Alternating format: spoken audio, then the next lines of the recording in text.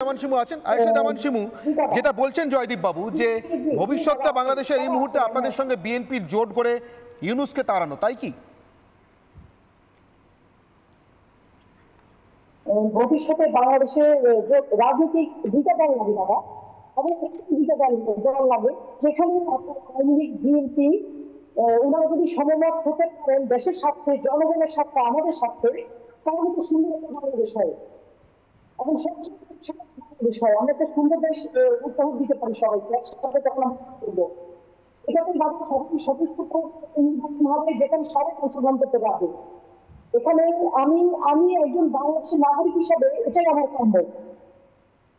বেশ, আমি জহিদুল বাড়ির কাছে আবার যাব। আমি বারবার প্রার্থনা করছি, আমার বারবার প্রার্থনা ওনার ঘুম ভাঙুক, ওনার মতো যারা ইউনূস সমর্থক এখনো তাদেরও ঘুম ভাঙুক। কিন্তু আমি জানি না উনি ইতিমধ্যে ঘুম ভেঙেছে কিনা, উনি জহিদুল ভ্যান উইঙ্কেল থেকে জহিদুল বাড়ি হয়ে উঠতে পেরেছেন কিনা। ডক্টর জহিদুল বাড়ি, যদি আপনার ঘুম ভেঙে থাকে, আপনার কাছে আমার সম্ভবত এটাই শেষবারের মতো আসা আজকের বিতর্কে। আমার প্রশ্ন, ইউনূস কি এবার দেশ ছেড়ে পালাবেন?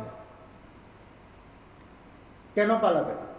ইউনূস সাহেব দেশ ছেড়ে কেন পালাবেন? তিনি তো বাংলাদেশের দায়িত্ব নিয়েছেন নতুন বাংলাদেশ গড়ার জন্য, এবং he is trying his best.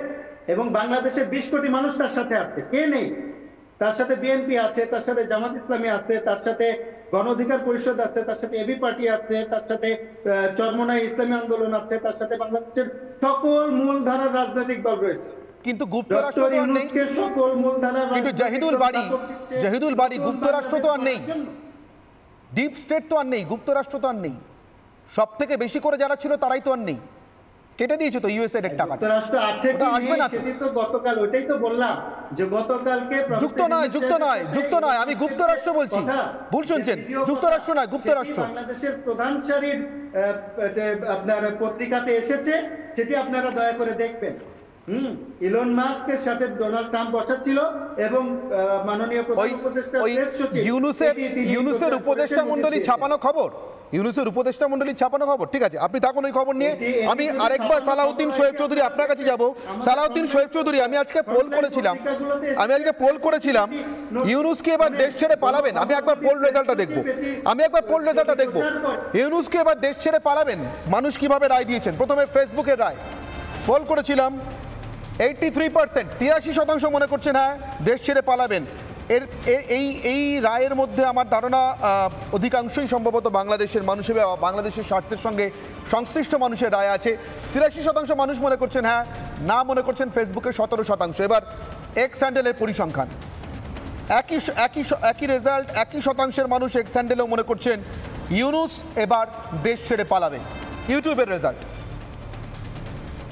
আরও 1% বেশি, এখানে 84% মানুষ মনে করছেন ইউনূস এবার দেশ ছেড়ে পালাবেন। সালাউদ্দিন শোয়েব চৌধুরী, আমার ধারণা এর মধ্যে অধিকাংশ বাংলাদেশি সাধারণ মানুষের মতামত রয়েছে, নিশ্চিতভাবে জামাতি জিহাদি জবাইবাদীদের নয়।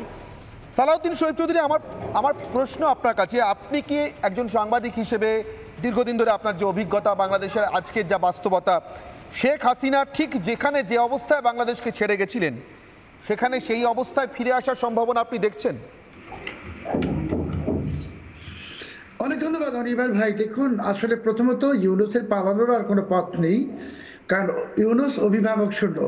আমি আরেকটি তথ্য আপনাদেরকে দিচ্ছি সবাইকে, যে ডোনাল্ড ট্রাম্পের বিজয়ের পর ইউনূস তাকে একটি শুভেচ্ছা বাণী পাঠিয়েছিলেন।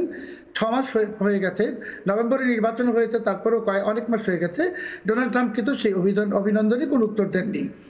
এখন শেখ হাসিনা যেখানে বাংলাদেশকে ছেড়ে গেছিলেন সেইখানে বাংলাদেশ যাবে কিনা, শেখ হাসিনা থেকে উত্তপ্ত বাংলাদেশকে ছেড়ে গেছেন, শেখ হাসিনা একটি শান্ত বাংলাদেশে ফিরে আসবেন।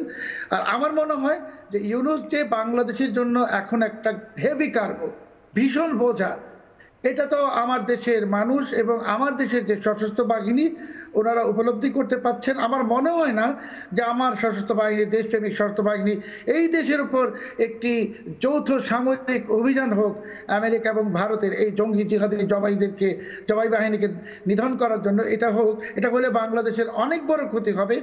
বাংলাদেশকে যে কোনো ক্ষতির হাত থেকে আর রক্ষা করতে হলে যেটি করতে হবে এখনই, এই মিথ্যুক ইউনূস এবং তার মিথ্যুক জঙ্গি জিহাদি জবাই বাহিনীকে গ্রেপ্তার করতে হবে।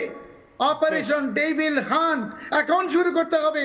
এই শয়তানদের পাকড়াও করতে হবে, এই শয়তানদের কারাগারে বন্দী করতে হবে। জয়দীপ বাবু হাত তুলছেন, আমি জয়দীপ বাবুর কাছে যাবো, একদম শেষ দিকে চলে এসেছি। জয়দীপ বাবু আপনি হাত তুলছিলেন আমার এই পোল কোশ্চেনের রেজাল্ট দেখার পর। জয়দীপ বাবু। হ্যাঁ, অনেকে বলছেন যে ইউনূস দেশ ছেড়ে পালাবে। ইউনূস দেশ ছেড়ে অবশ্যই পালাবে, কিন্তু ইউনূস দেশ ছেড়ে ইউরোপে যাবে না বা অন্য কোনো কান্ট্রিতে। ইউনূস দেশ ছেড়ে পালাবে, পাকিস্তানে পালাবে, দাউদ ইব্রাহিমের প্রতিবেশী হয়ে থাকবে, সেটাই তার আলটিমেট। জয়দীপ বাবুর কথা একটা সাধারণ কথা হিসেবে ফেলে দেবেন না। আমি আবারও বলছি, যারা 6 থেকে 8 মাস পিছিয়ে যদি আপনারা জাহিদুল বাড়ির মতোই সৌভাগ্য, জাহিদুল ভ্যান উইঙ্কেলের মতোই সৌভাগ্য অর্জন করতে পারেন যে একবার ঘুমিয়ে পড়বেন, আবার 20 বছর পর ঘুম ভাঙলেও আপনার মনে হবে পৃথিবীটা একই রকম আছে, বদলায়নি একটুও, তাহলে একবার 6-8 মাস পিছিয়ে যান, জয়দীপবাবুর লেখাটা খুঁজে একবার পড়ুন, আর তাহলে বুঝতে পারবেন আমি কেন ফেলে দিতে পারছি না। ইউনূস পাকিস্তানে পালাতে পারে, জয়দীপবাবু বলছেন। দীপাঞ্জন চক্রবর্তী, আপনার কি মনে হয় সম্ভাবনা কতটা? ইউনূসের জন্য ইউরোপ এবং আমেরিকার দরজা কি বন্ধ? আমরা একটা আমাদের এজেন্সিতে একটা কথা বলি যে পায়ের নিচের মাটি আমরা এত গরম করে দেব যে জুতোতেও ফোসকা পড়ে যাবে। ইউনূসের পায়ে ফোসকা পড়া শুরু হয়েছে। শুধু এখন বাংলাদেশের অসাম্প্রদায়িক এবং সন্ত্রাসবাদ বিরোধী মানুষদের এবার একজোট হতে হবে। আপনারা আওয়ামী লীগ বিএনপি পরে করবেন, আগে রাষ্ট্রটাকে বাঁচান এই সন্ত্রাসবাদীদের হাত থেকে। আপনারা প্রতিরোধ করুন, পাল্টা মার্চ শুরু করুন। ভারত আপনাদের পাশে আছে, আমেরিকা আপনাদের পাশে আছে। আমরাও দেখবো সন্ত্রাসবাদীরা কত দূর যায়। এই বাংলাদেশের মাটি কিন্তু শেখ মুজিবের মাটি, ভুলে যাবেন না। আপনারা এগিয়ে আসুন, আমরা আছি, দেখতেই পাবেন আমরা কতটা আছি, কোথায় আছি। প্রতিরোধ আপনারা শুরু করুন, প্রতিরোধটা আমরা শেষ করব। আমার সময় একেবারে শেষ, আজকে আমাকে শেষ করতে হবে। আমার শেষ করার আগে এক ভারতীয় এবং অবশ্যই একজন বাঙালি প্রথিতযশা সাংবাদিক আমি আপনাদের সামনে নাম করছি, অভিজিৎ দাশগুপ্ত, তার কথা বলে শেষ করব। তিনি ভারত থেকে বাংলাদেশে ঢোকা প্রথম সাংবাদিক এবং চিত্র সাংবাদিক বাংলাদেশের মুক্তিযুদ্ধের সময়, যার দৌলতে গোটা পৃথিবী দেখতে পেয়েছিল খান সেনার বর্বরতম অত্যাচার। সেই অভিজিৎ বাবুরই বলা গল্প, একেবারে বাস্তব অভিজ্ঞতা। যখন ঢুকছেন পশ্চিমবঙ্গ থেকে বাংলাদেশ সীমান্ত দিয়ে, এটি 8 বছরের বালকের সঙ্গে দেখা। ছেলেটি তার কাছে একটি বন্দুক চেয়েছিল, বলেছিল আমার একখান বন্দুক দিবা। অভিজিৎবাবু জিজ্ঞাসা করেছেন কি করবি বন্দুক নিয়ে? ছোট ছেলে 8 বছরের বালক বলেছিল আমি খান সেনারে মারু। অভিজিৎবাবু যখন প্রায় ঢাকার কাছাকাছি, প্রায় বিজয়ের সামনে ভারতীয় বাহিনী, যে কোনো সময় বিজয় ঘোষণা হবে, 14ই ডিসেম্বর খুব সম্ভবত, এক 70-80 বছরের বৃদ্ধের সঙ্গে দেখা হয়েছে। বৃদ্ধ জিজ্ঞাসা করেছিলেন অভিজিৎবাবুকে আমার একখান বন্দুক দিবা। আবারও একই প্রশ্ন ছিল অভিজিৎ দাশগুপ্তর, কি করবেন বন্দুক নিয়ে? বলেছিল আমি খান সেনারে মারু। আমার ধারণা বাংলাদেশের 8 থেকে 80 আজও যদি অপরিচিত কেউ গিয়ে জিজ্ঞাসা করতে হবে না, শুধু যদি গিয়ে দাঁড়ান আর এটুকু বলেন ইউনূসের বিরুদ্ধে লড়তে চান, গোটা বাংলাদেশের সাধারণ মানুষ একখান বন্দুক চাইবেন।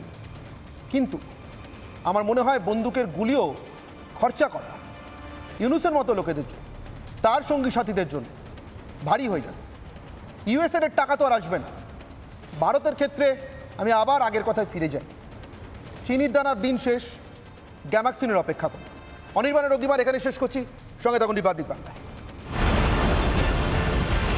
নানা ধরনের কন্টেন্ট দেখার জন্য লাইক করুন, শেয়ার করুন আমাদের ফেসবুক পেজ, সাবস্ক্রাইব করুন আমাদের ইউটিউব চ্যানেল।